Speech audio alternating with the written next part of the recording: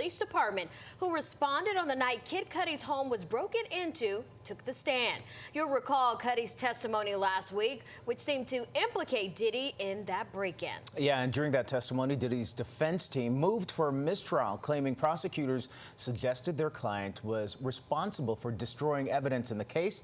That request quickly denied. And also today, Cassie Ventura welcoming her third child.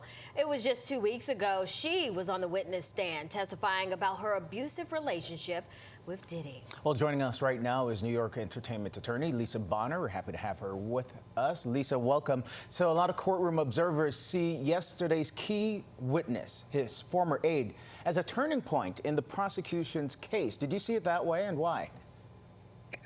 Good afternoon, Candace and Ariane. I absolutely did. We talked about on this program before about the foundation that the prosecution was stating, and they were laying the foundation with elements of RICO through their principal witness of Cassie Ventura and also Kid Cudi. They each talked about different elements of control, being terrified, threatened by Diddy, also talked about arson, kidnapping, a lot of the predicate crimes that are alleged in the RICO case. Yesterday was a very interesting turning point because they had a witness that used to work for Diddy that really still seemed to have allegiance to him come in and corroborate most of the things that both Kid Cudi and Cassie Ventura had stated. She also talked about two specific things that we have not really seen before: the elements of kidnapping, which was and she talked a lot about threats and how she was threatened about 50 times, different times from Sean Combs, allegedly. So what she was stating was not only corroborating, but she was giving firsthand evidence from also a person who liked Cassie, worked with Cassie, but also had the same feelings for Diddy so she came in and really connected the dots. So I did see yesterday as a crucial turning point for the prosecution. Okay, Lisa, so we've also seen that the defense has tried a couple of times to get a mistrial. The judges denied that. But what were the grounds for them attempting this?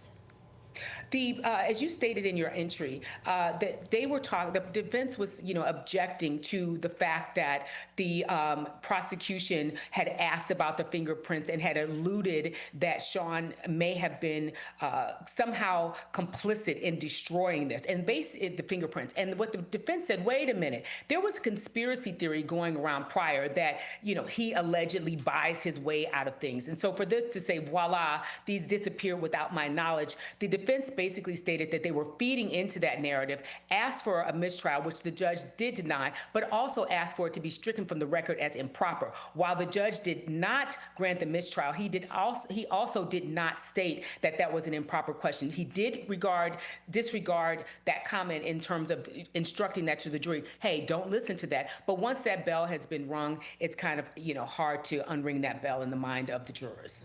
Lisa, the prosecution seems to be moving well ahead of their schedule, aren't they? It seems to be. They basically have stated that they are going to try and wrap this up by the second week of June, which would be 4 to 5 weeks of testimony.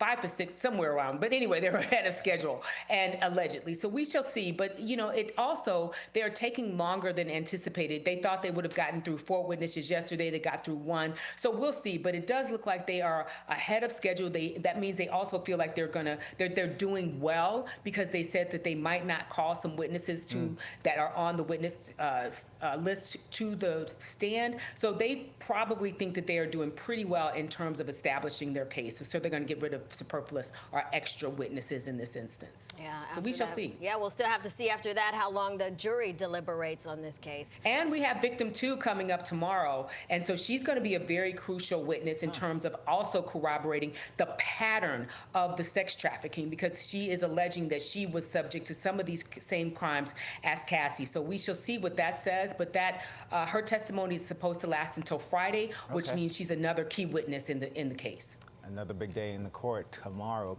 Lisa, thank you so much for your analysis. Thanks for having me. All right, let's go ahead and send things over to Chris Amino with a look